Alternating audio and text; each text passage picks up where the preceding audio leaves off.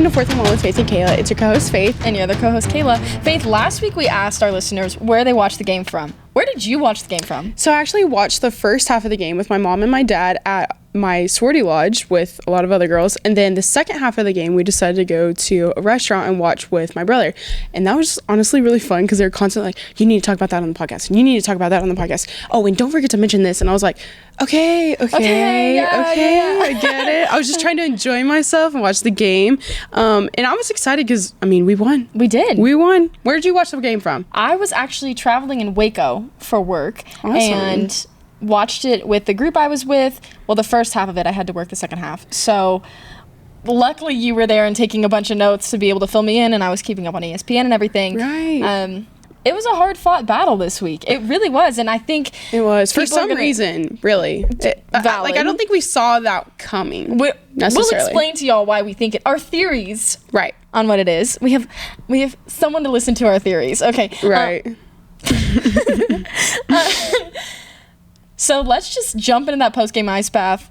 Let's figure out what made this game so unique. So Faith, we kind of predicted a battle, but I don't think we expected to be this much of a fight. Right. We were on the edge of our seat for some reason. Against West Virginia. We will get into that in a moment, but let's begin with that post-game ice bath. Let's break down the players. Let's break down the plays that made this game what it was. Let's get going. So we won 23-20 in Morgantown, West Virginia, and it was our first win for the conference games, and that was exciting. Mm-hmm. You know, it was a win, right? We're now 4-1, which just sounds really good. I'm just saying. 4-1. I'm just saying. Interesting.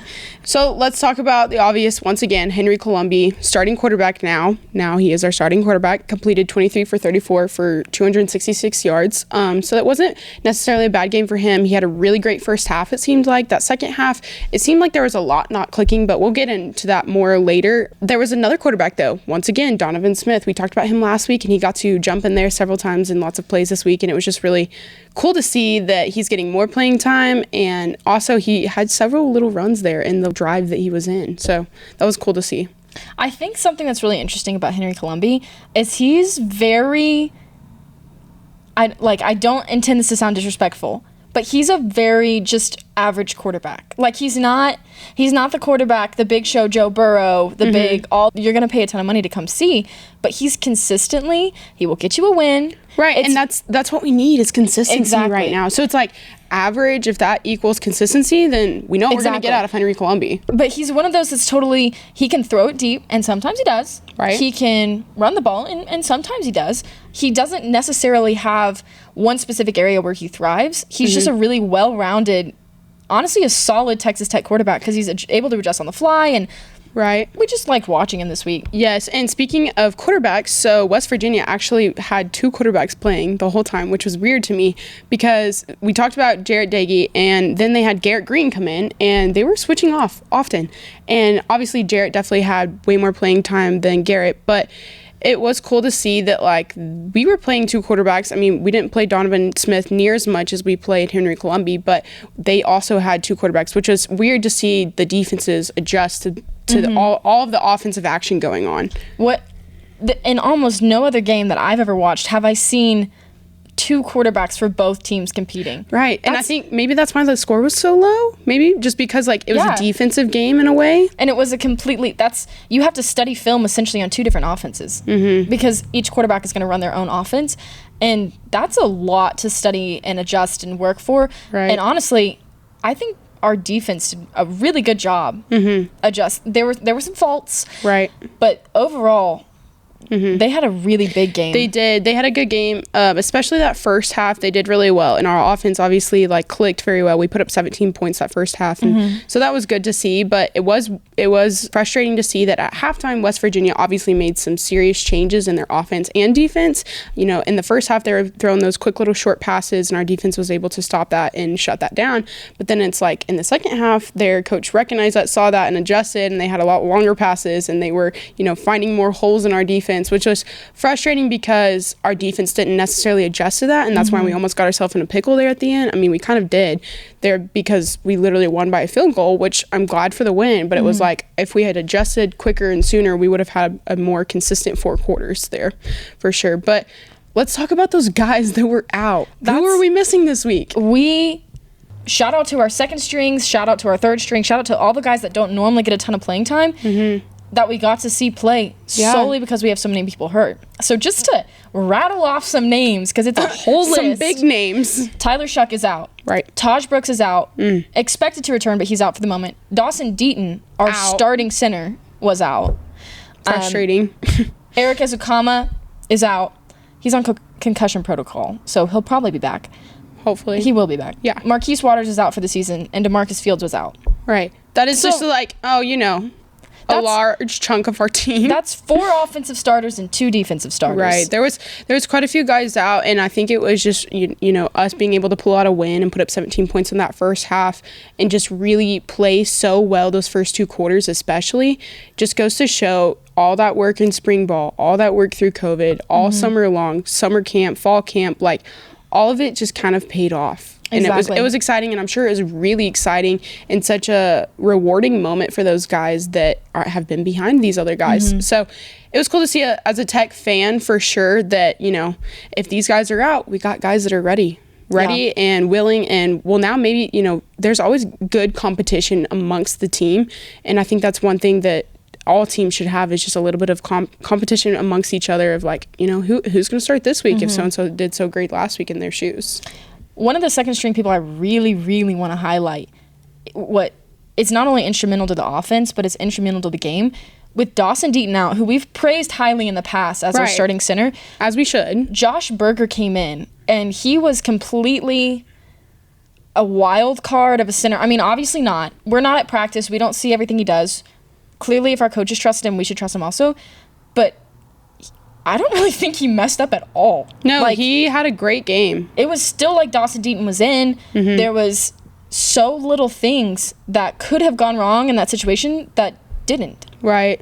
He did a good job, and he did well with under pressure and coming in at, we were down a loss, and it was cool to see that he stepped up to the plate and owned it too. He really did. And the center is literally such an important part of the offense that not noticing or not feeling the huge impact of taking your starter out and being able to put somebody else in is honestly a blessing for Texas Tech. I'm sure there's a lot of stress going into that situation for sure for everybody involved, because it's such an intricate part of the game. You can't snap the ball. You cannot do anything else. You cannot make a pass. You cannot have a run. The whole offense is like complete crap literally after that. Dependent on the center. Literally. Those guys don't get enough praise, honestly. And the fact, I think, could have played a big role in allowing him to perform it the way he did is that he's second string, Henry Colombi's second string. Those are 2 people who have practiced together all fall camp, like you mentioned, all COVID, like you mentioned, so they know each other. Yeah. And that chemistry, it was fruition all the way through that game, for sure. It was very unexpected, and I was honestly keeping my fingers and toes crossed that we wouldn't have a ton of fumbles or big issues from the snap of the ball. Right. And it was almost seamless the whole game. It's almost kind of like he came in with that chip on his shoulder, just like Henry Columbia did, and they're like, hey, we got this. We've done this a million times. Why would we not? Right, exactly. Be great. Why would we not get a win? Yes. So let's talk about some big guys that, they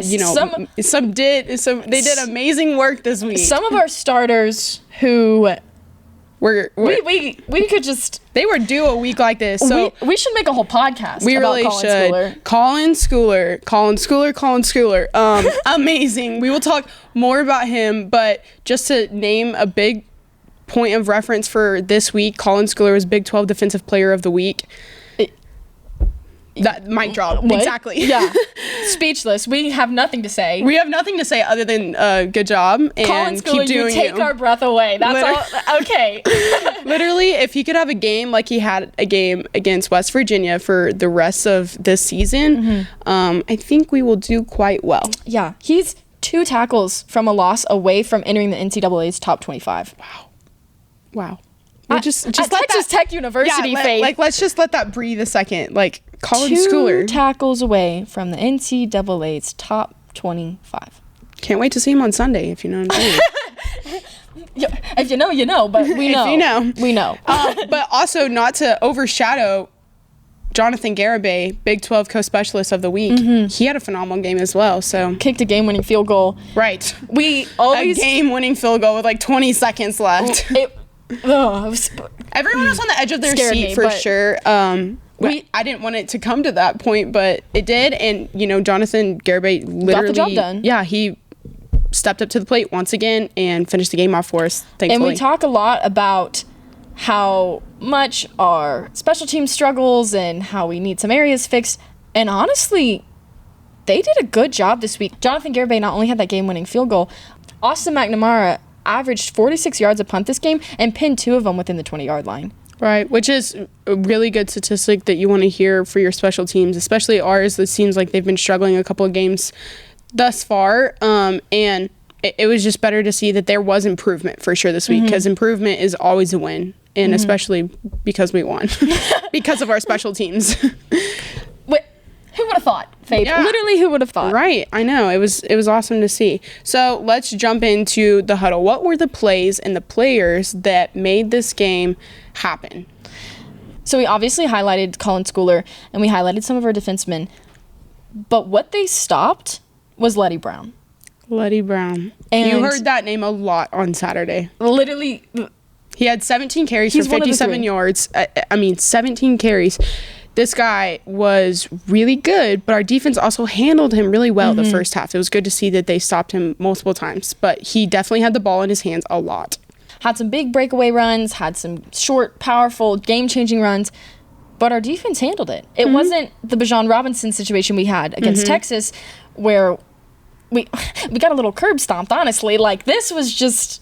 Yeah. Hey, we see you're good, but so are we. Right. And to talk about running backs, Sirajic Thompson had 12 carries for 48 yards. And he had a phenomenal game. I mean, you heard Sirajic Thompson and Colin Schooler repetitively throughout the entire game on Saturday, and that was music to my ears, because Sirajic Thompson didn't even start out this season on the field. So, he was on the field, but he was on the sidelines. And now with Taj Brooks out, we need thank Sirajic. God. Yeah. Sirajic Thompson is back and better than ever. Right. He's obviously made those changes that needed to happen, if there were any. He's just such a powerful running back. He never stops moving his feet. He is that core to your running center that you would really want. Now, Kayla, there's one play that I want to talk about that our offense ran, and it's something I haven't seen from Tech this season so far. We had Kaylin Geiger throw the ball. I'm sorry. Yep. Not our quarterback. We had Kaylin Geiger throw the ball. Forget having 2 quarterbacks. We now have Kaylin Geiger, Henry Colombi, and Donovan Smith. Yeah, so Not sure where that one came from. I would love to know the name of that play, honestly. So we can mark it off the list and never see it again. Right. I love the ambition there, trying to run something new. It was good to see them switch it up a little bit, but he did throw the ball into triple coverage, so that was really frustrating to watch. But anyways, we're moving past it. We won the game, so all is well. A little blip on the screen. All is well in the world. Yeah. But yeah, again, to highlight our special teams, seriously, they stepped up to the plate. They did better this week, and they were the reason that it went from 20 to 20 to 20 to 23 with 20 seconds left on the clock. And it was also the special teams that finished that game out. It was cool to see that under pressure there at the very end, they easily could have missed one tackle for a return touchdown. They didn't, and so that was awesome to watch them finish out the game strong, have 2 different special teams groups in there under serious pressure. It was very risky to have them kick it, and there was just a lot riding on the line there, and so it was cool to see that they were able to handle it well. We talked Colin Schooler. So not to overshadow Rico Jeffers with Colin Schooler's awesome game, but Rico Jeffers also had a really good game. So he had 9 total tackles, and 5 of those were solos. It was a good game for Rico. Crazy. And Colin Schooler kind of has that unique ability of being so good that he doesn't allow a lot of other players to step into any form of limelight, right? Because that he is the name you hear. Right. But someone we personally want to highlight, we would love to highlight some of our defensive linemen. Yes. Specifically Jalen Hutchings, who had a sack and 4 tackles, and Tyree Wilson, who also had a sack. So Tyree Wilson, let's talk about him. He's kind of a new name to this year's defense, but he's transferred from A&M. Right. He's a sophomore with football eligibility because of COVID, but technically, academically, he's a junior. And he's 6'6", 275 pounds. Big guy. Real big guy. Had 3 solo tackles and a sack in the West Virginia game. He had a good game himself. So it's not... This is season. Exactly. We haven't heard his name a ton, but I think we're going to keep hearing it. He's more definitely going to be somebody to keep your eye on, and I'm excited to talk to him about that. So speaking of, we have a first on 4th One with Faith and Kayla. Yes. We have a player interview. Right. Let's hear it. Number 19, defensive line, Tyree Wilson, joins us today. So, obviously, we have our first interviewee here, Tyree Wilson, defensive line. Tyree, my first question for you is, why the huge scab on your knee? Oh, it's a turf burn from West Virginia game. Good. Well, I'm glad to hear that we're working hard. Band-Aid? I mean, I gotta let it heal. Solid. Is that what a Band-Aid's for? No. He's too tough for that, apparently. Oh, yeah. Okay, whatever. Tyree, tell us, how did you get to Tech? Where are you from? What did you... We would love to know your entire life story, Literally, please. just tell us everything. I went to school at West Russ High School, which is outside of Tyler, Texas. And then after West Russ, I went to Texas A&M for 2 years. Continue. And then I transferred to Tech because I had a great relationship with Paul Randolph, my position coach. And I'm here playing D-line at Texas Tech. Very nice. Nice. How long have you been playing football? Since you could walk, or did you start in high school, or? Probably like 6 years old. Nice. Your relationship with Coach Randolph. I would love to know more about that. Tell me how, like what made you say, "Oh, I respect this man enough that I want to come to the school." I mean, right when I hit the transfer portal, he hit me up, and we built a relationship for lots of months through COVID, and I don't know, I just trusted him because, during COVID you couldn't visit schools, so it was really just a blind, commitment. So I trusted him, and I ran with it. Nice. Having watched Coach Randolph on the sidelines and knowing a little bit about him, he's got like a lot of energy and is very in your face. Yeah, how do you take that? Do you like it? I mean, he's not really in your face. He just brings a lot of energy every day. I feel like in your face in like a good way. Like, I don't mean as like he's gonna yell at you, but he's very like on excitement, in a 4-point stance next to y'all kind of guy. Yeah, he's a great motivator. He makes us it helps us get through practice and want to be better as players. Mm-hmm. Very nice. What's something that he always says in y'all's practices each week, every day? Break the stat. There it is. Yeah.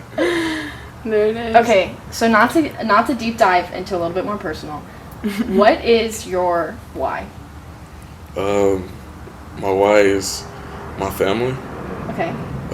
Tell us about your family. You have brothers and sisters? I got 2 sisters and 1 brother. Cool. I really just my mom ran track at Oregon, so we got Casually. Okay. We got like an athletic family. My sister did track at SFA, so I feel like I got to show my younger sister that, I don't know, to continue chasing her dreams. Dang. And also I want to give back to my mom for making all the sacrifices to, keep us all motivated and playing sports. That's so cool. Did your brother play football? My brother doesn't play football yet. He plays basketball and does soccer. Oh, that's cool. Okay. Yeah. Nice. Okay, so you're significantly taller than a lot of guys. Are you the tallest in your family? My mom's like 6 foot. Oh. And my dad's 6'5". Good genes. Okay. Yeah. So you were bound to be athletic. They saw it coming, probably. Yeah. That's cool. What made you want to play football over basketball? Or did you play both? When I was young, I was always a little bit too aggressive for basketball. So a little bit too aggressive. Hey, if it helps you feel any better, I fouled out of every single basketball game I ever played. Yeah, did you ever get some technicals? Yeah, I got some technicals. Technically. But football just had my attention more than basketball. I really couldn't get in basketball that much. Nice. Valid. So coming from A&M to Tech, did you have any difficulties adjusting to a new defense or a new team, or did they make you feel welcome? Like, how was that transition? I mean, they made me feel welcome. The scheme was way different coming from A&M to here. It's 4-man to a 3-man front, and so like basically at A&M I didn't play a true defensive lineman. It's more like an outside linebacker, and here it's more like true defensive lineman. So a lot more technique had to be learned to, be successful here. Right. What compare College Station to Lubbock, Texas? 2 different things. I mean, they actually got trees there. Oh, that's rude. Okay. here in Lubbock, there's no trees. It's just dust storms and Right. Have you experienced it's the very far from home. Yeah. Is your family from around College Station? I mean, you said you're from outside of Tyler. I was born in Alaska. Oh, whoa. Back it up. Wait. We asked for a life story, Tyree. Where was that information? Start at the beginning. Day 1. Born in Alaska? Yeah, I was born in Alaska. What was your family doing there? My family is in the Air Force. Okay. But they're originally from Henderson, Texas. Okay. Which is like 25 minutes outside of Tyler. And so after my grandparents retired from, the military, we moved back to Henderson. And Nice. Well, we're lucky you ended up back in Texas. yeah. Yeah, I don't understand. You didn't want to play football in Alaska? No. I don't get it. No, I don't like the cold. It's a good thing. Yeah, I was about to say, it's a good thing you live in Lubbock, Texas. That's funny. So, what are your plans after Tech football? You're a sophomore or junior this year? I mean, COVID messed everything up, so. Technically, Yeah. I'm a sophomore with football because COVID gave an extra year. Nice. So, after football, here at Tech, I plan to play in the NFL. What would be your dream team? Right. Probably the Cowboys just because they're in Texas. I mean, I'm not a America's Cowboys fan, but it's just in Texas, close to home. Okay, why are you not a Cowboys fan if you would want to play for the wanna hear Cowboys? about What's this. your team? Do you have a team? No, I got players. I like players. Okay, like who? Ooh. Miles Garrett. Okay. Derrick Henry. I like Lamar Jackson. I like a lot of, the. Oh, everyone loves Lamar Jackson. They got a little bit of swag. All those guys you just mentioned. Yeah. Okay. Are you going to copy that style? No. No? More of a... More original. Oh, okay. Okay, so you would like to play for the Cowboys to be close to home. Yeah. All right. That would be cool. What is the game you are most looking forward to this season? Unless it was Texas, which would be unfortunate. Was looking forward to Texas game, but I'm Why looking is forward. that? Who are you wanting to play against on Texas team? I got friends from back home and play for Texas.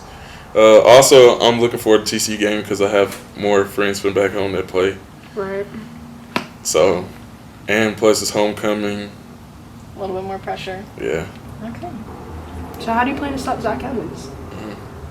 Just destroy the line of scrimmage and There you go.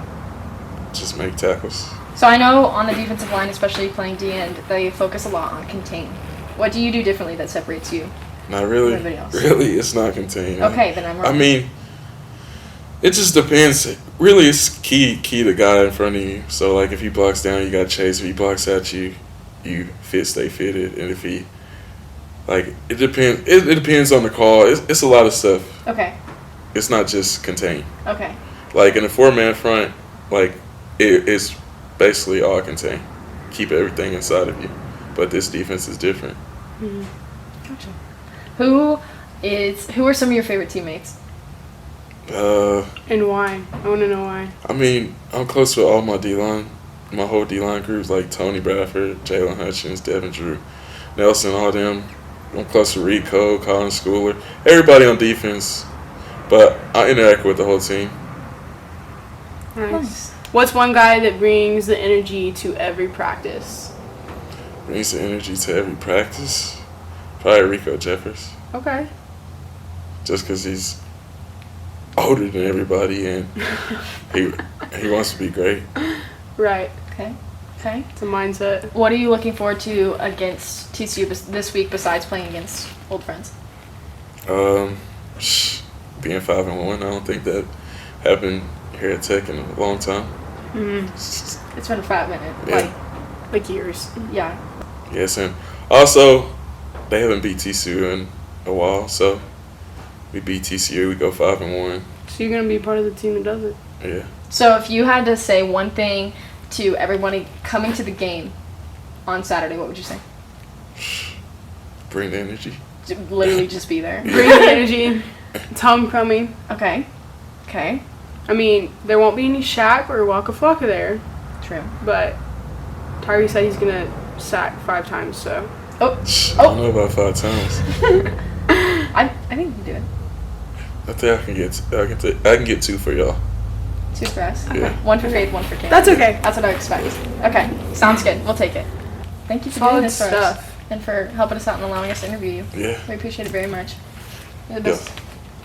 So looking forward to next week's game, Faith. Why, Caleb? Please enlighten me to why you're looking forward to the TCU game. I have a little bit of a bitter taste in my mouth for TCU. Tell me about it. Why? Saying their name is like vinegar. Okay. Okay. So I know we've discussed previously that I played football, right? From 4th grade until my sophomore year of high school.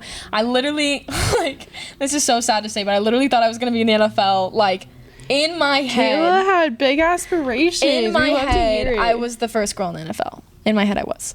I mean, I'm here for it. Dream big, yeah. Still am. And in that time, specifically coming out of 8th grade, leading into my freshman year of high school, my goal was to get on varsity. I chose to go to TCU football camp because my grandparents at the time lived in Mansfield, Texas, which is pretty close to TCU, and we thought we could stay with them, see them, and get a football camp in or two. Right. So I went with my brother, who now plays football at K-State, so I'm really glad that worked out for him. But for me, not so much. So, okay. Let's hear it. Let's start at the beginning. I tell my mom I want to go to TCU football camp. Shout out Mama Willis. She has always believed in me and permanently was never said, hey, I don't want you to do that. So she called around and she said, hi, I'd like to register a couple people for camp. I would, my kids would like to come to camp. And the lady was like, okay, yeah, for sure. What are your son's names? And my mom said, well, it's my son and my daughter. Mm-hmm. Which, I mean, I just wish I could have seen the girl's face because I'm sure She's it was what? sorry, am I hallucinating? And she was like, your daughter? And my mom said, yeah, she wants to play college football. And so the woman said, well, ma'am, here at TCU football camp, we're actually looking for future Horned Frogs. So I don't know if your daughter would be allowed. But let me talk to my superiors, and I'll let you know. So my mom said, okay, whatever. She was kind of frustrated, obviously. About a week passes, they call her back. And they say, okay, so I talked to my bosses and discussed with them. And actually, your daughter can come, but they did say that she's going to need to sign a contract saying she won't be a distraction at the football camp. And I wasn't. Because your intentions were for sure to be a distraction, right? That was really my goal. Right. Yeah. As like a what? Freshman, 8th grader? Yeah, so I'm 15 years old. Yeah. Roughly 14, 15. Yeah. And I was obviously, I was not, at this time in my life, I absolutely refused to be disheartened by anybody because I was so set on being in the NFL. And so I wasn't really bothered by it. I was like, okay, well, whatever works. I'll sign whatever I need to sign. I'll do whatever I need to do. Mm-hmm. And we went down to TCU, and the first day of camp, I just want to explain this to y'all because this is like a core memory in my head. I wore pink shorts with Cute. pink and green tennis shoes. This sounds like a Faith Douglas outfit. Honestly, like you would have been proud. You would have been really proud. I love that. And my purple Gary Patterson football camp shirt.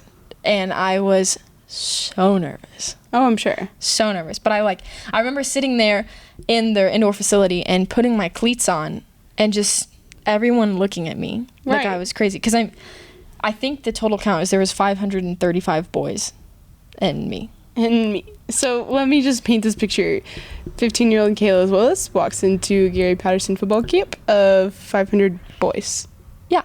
So that's fun. So, yeah. And I went, and was I the best one there? Absolutely not. But I went, and I proved myself, and it was a really unique experience for sure. I didn't really think of it as like, oh, I'm doing something special or la-da-da-da-da. Like, I just wanted to play football. I just wanted to be on varsity. So like every 15-year-old does with their sport. Like, yeah. they just want to play. So that happened, and I had overall like a pretty solid camp. Met a couple friends. I actually won an award called the Fighting as Frog Award for being the only girl there. And the assistant coaches were so nice. They were so respectful. I had so many coaches come up and say, hey, I'm really proud of you. Like, what you're doing is awesome. That's cool. One of them was even like, I told my daughter about you, and she was so inspired, and like she wants to come to TCU camp now and all this different stuff. And That was awesome. But the reason I have a bitter taste, Faith, is not because I had to sign a contract or not because I was told, if you want one girl in, they all will come. That's a direct quote. But it's because at the end of TCU football camp, everyone was going around and, you know, shaking Gary Patterson's hand and saying hello and saying thank you. And I walked up with me and my brother. For reference, we're 17 months apart, so we really look like twins. Like, we look the same age. We act very similar. Whatever. So we walk up and Carver says, hey, Coach, I just want to thank you so much for letting me come to this camp. And Carver shakes his hand and Patterson says, we're so glad to have you here. We'd love to keep an eye on you. Like, we would really want you to come to TCU, whatever. And I walked up and I said, hey, Coach, thank you for letting me come. And he goes, yeah, well, it really wasn't my decision. And I went to shake his hand and he closed his fist and gave me a fist bump. And it was just one of those really eye-opening moments where everyone else had made me feel really welcomed. Obviously, there was some discomfort because it's an uncomfortable situation. I recognize that. But being like bold-faced, pushed away and ignored just because I was trying to play the sport I love. Disrespect, for sure. A little bit of a experience there. If that doesn't light a fire under everybody to want to beat TCU this weekend, I don't know what will. And I'm not saying that to say, oh, like, woe is me or what, da. I'm just telling the story of literally a 14 or 15-year-old girl who was just trying to chase her dreams and was like, actually, I didn't want you here. So, not the biggest Horned Frog fan. I'm not going to lie. I don't really want TCU to be up in the Jones either, but here we are, and we're going to play them and hopefully win because this is a big game. Big game for us. I would really love to beat them at home. Yes. I would love it so much. I just have a specific place reserved for some anger against TCU. So. It'd be really nice if our boys showed up. But Right. So let's dive into the X's and O's of next week's game. How is our offense going to handle this, and our defense, for that matter? So I think something we really need to focus on leading into TCU is consistency. We've discussed it a lot in every podcast this season, and it's an obvious place we need improvement. This week, our consistency in the first half was astounding. It was beautiful to watch. Well-executed plays on offense and defense. And then we appeared to be in an exponential growth there in the first half of the game, because typically for Tech football this season, third quarter is always our quarter. And so to see them come out in the first and second quarter ready to play, showing up, prepared, it was awesome to see. But then at halftime, it's like something was off. It was almost an inverse of what we normally see, where the third quarter, I don't know what happened, but it was not pretty to watch. Yes. That's when West Virginia scored. We had shut them out in the first half. They scored in the third quarter. There was a very evident momentum shift. Felt everywhere by everyone. And we weren't able to stop them really until the fourth quarter. And in games like against West Virginia, those are some areas that sometimes you can get away with. Sometimes you can get away with that. But against TCU is a big program. I think it's worth talking about how much of a school TCU is to begin with. So, even though we have a little bit of resentment right now for Gary Patterson, it's going to be interesting to see what he's going to throw at us with the guys that he has this year. Exactly. And our offense needs to score. Obviously. It's essential to every game. Last week, we leaned heavily on our special teams. And offense needs to score touchdowns. Yes. Offense has to score touchdowns. And I think Henry Colombi is, on board, ready to take on that all the time. But it's like we need to answer every time with points. We need every drive to end in result of points, and not punts. Yeah, exactly. We love Austin McNamara, but we would really... I would really like to see him have to stay on the sidelines because we scored.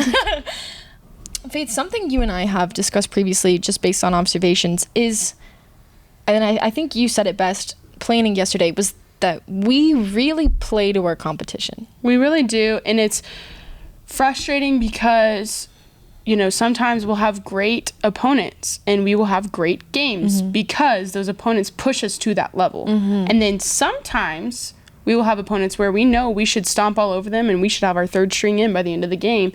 And we're sitting there 20-20 and we have 20 seconds left and we're praying to God that we make the field goal. And it's one of those where TCU is currently ranked 7th in the Big 12 and we're ranked 5th. But we don't want to play to their level. We don't want to sink to that. We would love to keep growing and let's play as a number 5 team right now and not a number 7 team. Like, we just should, you know what I'm saying? Let's play to our strengths and not sink to their level. And I don't want to say that to sound cocky, but it's one of those things. I think of last season when we almost beat Texas and then almost lost to Kansas. Like what? What is this the same football team? Consistency and inconsistency have been a pattern actually within the last few years, which is totally ironic. But it's just one of those things where it's like, okay, we do not need to play to their level. We need to maintain the mentality that we are always playing the best team. And we've got to give it to them, honestly. I'm sure it's hard having so many starters out, both sides of the ball, to continually stay, having to run the same plays or the same offense and being able to do all the same things. I'm sure it's hard to stay consistent because you have totally different guys in those roles right now. Exactly. And it's hard because it's like this week we don't really know, is Eric Azukama going to be back? We know Tyler Shuck is out for the rest of the season. Yeah. So maybe Henry Colombi can start working on his own consistency as a quarterback for the rest of the season. And we have a few of those other guys out that are really important right now, like Taj Brooks. Of course, it's hard to be consistent right now when we have one of our best running backs out. When some of our guys our starting lineup isn't even consistent. Yes, and so it's obvious, but I am very proud of the last game, considering we had so many guys out. But I would love to see our team recognize that, adjust, and then take on TCU in a full 4 quarters. Not a great first half, not a great third quarter. Have a full 4-quarter game. Exactly. So speaking of TCU, let's break into some of those players we need to know and that we need to stop and that we need to be able to execute well against. Faith, hit me with it. So first guy that comes to mind right now, Zach Evans. Zach Evans, their running back, had 3 touchdowns the last game and 443 yards. Yeah. So we're just gonna let it hang. We're just gonna let that sit there and put all of our hope on Tyree Wilson and Jalen Hutchings and Rico Jeffers and Colin and the whole defense. It's fine. We're gonna be fine. But I would love to stop Zach Evans. But our guys have got to stop Zach Evans. Exactly. And also Max Dugan, their quarterback, has 899 yards on the season with 8 touchdowns and 2 interceptions, a 63.2% completion rating, and 143 rushing yards. So what that says to me is he's a versatile quarterback. Right. He's going to keep us on our toes. They might be running the triple option there, and we will be able to see how many outlets he's going to have. You know what I'm saying? There is so much that he could do, but if we could stop more than one of those aspects of his quarterback game, then we should be fine. And that does bring up the point that Colin Schooler is excellent at adjusting and reading offenses. So I think that's an area where he really has the ability to capitalize against other teams, and that can be a predominant skill and necessity against TCU this week. Yes, I think so too. So there's another one that we have to discuss, and that is Tay Barber, wide receiver. He had 10 receptions for 198 yards, 1 touchdown. We're just gonna rattle off some names just so y'all know we're not too invested in TCU, but we just want to make sure people are aware. We also want to discuss Tre'Vius Hodges-Tomlinson. He's their cornerback. He had 17 solo tackles and 22 total on the season with 1 interception. But I'm really intrigued to see how he pairs up against Kalen Geiger, who's been showing out recently, and Loic Fungee and guys like that. So we want to be watching out for Tre'Vius Hodges-Tomlinson, and we also want to look out for Nook Bradford, who had a beautiful interception against Texas. He's a safety. Their defense is going to, I think, be a very even matchup to our offense. So they held Texas to 32-27, which was, it's a little bit of a scary fact. Right, considering our defense held them to 70. But it's fine. We're just going to breeze over it. Keep talking. So I feel like, I don't know, I just feel like their defense is going to come out with a little bit of, confidence, thinking, you know what, who cares if we're number 7, they're number 5? Like, in their heads right now, they're whoever they're coming for our position. They're our spot in that lineup there. And so I think it's going to maybe put a little bit of fire under us, and maybe just like a chip on our shoulder, the fact that their game against Texas did not go the same way our game against Texas went. So there's all of that. We have a new offense, and I say new because a lot of these guys, we said it a second ago, we are bringing it up again, but we haven't had much time to watch them. We haven't had much time to see their chemistry and watch them grow together. But I think as consistently we get better every game and they get better every game, it's going to be huge to see this week that growth. And you mentioned earlier, we seem to be growing exponentially. And I think it's because these guys who normally don't play together are getting time to play together. The Josh Bergers and Henry Colombi and Kalen Geiger and Loic Fungi and all these guys. We're getting a lot more well-rounded on the team right now. And it very much so, it feels like it's tough because it's like, oh, we should be having like way more guys, be more consistent and everything. And it does. It's frustrating as a Tech fan. But at the same time, we have to remember that like, in this way, our starters have had a lot of time, you know, because they're starters. And then our second and our third strings have had a few more plays in. And so they're getting more confident, in which these games, you know, right here at the beginning of the season, they're going to be very important to later in the season when we're on our 10th and 11th games. They're going to be very important when so-and-so is hurt and out for the last 2 weeks or whatever. And second string guy is going to have to come in and he's like, you know what, I've already played a couple games. I've done it before. I have the confidence. I have the chip on my shoulder. Let's highlight some of the guys that are new and old. But let's talk about your pigskin players of the week. Faith, who was your pigskin player? I think that we need to continually praise Henry Colombi because even though he came in after Tyler Shuck got hurt and had a great game, even though the game as a whole against Texas wasn't great, then he had a decent game against West Virginia, I would say. I would like to see him continue to grow. And I think that he is, for sure. But once again, he has never been number one man at quarterback. And I think, so Henry Colombi, I feel like he's just going to, you know, Sonny Cumbie has gotten to work with him all offseason long. And he's gotten to work with him, you know, even when Sonny Cumbie first got here.